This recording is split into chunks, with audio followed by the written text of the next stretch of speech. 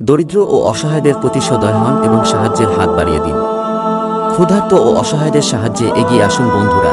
হোটেলে মেয়েটি খাবার খাচ্ছিল, সেই সময় এই ক্ষুধার্ত লোকটি মেয়েটির কাছে কিছু খাদ্য দেওয়ার জন্য আবেদন করে, কিন্তু মেয়েটি রাগান্বিত হয়ে তাকে খাবারের উচ্ছিষ্ট হাড়গুলো তার বাটিতে ঢেলে দেন, যা ছিল খুবই মর্মান্তিক।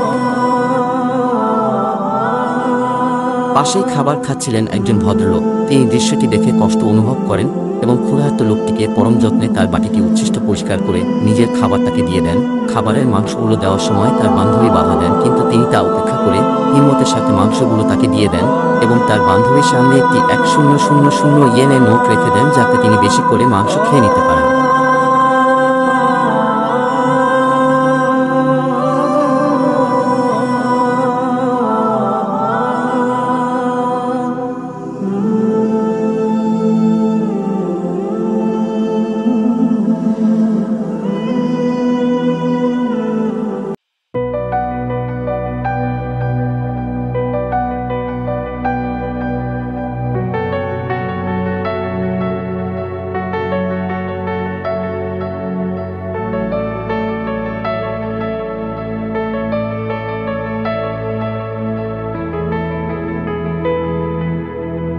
তারপর তিনি দেখেন যে ক্ষুধার্ত মানুষটি হোটেলের বাহিরে বসে হাত দিয়ে খেয়ে যাচ্ছেন।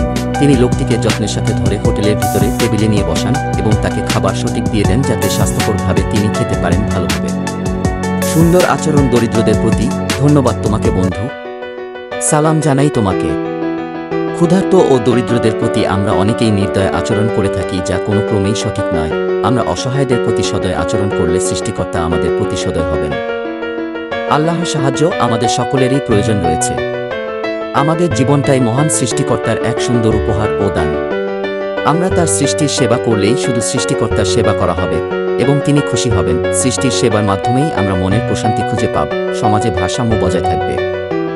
নতুবা এই সমাজে চরম বিশৃঙ্খলা সৃষ্টি হবে নিশ্চয়। আমরা ভালো থাকতে পারবো না তখন।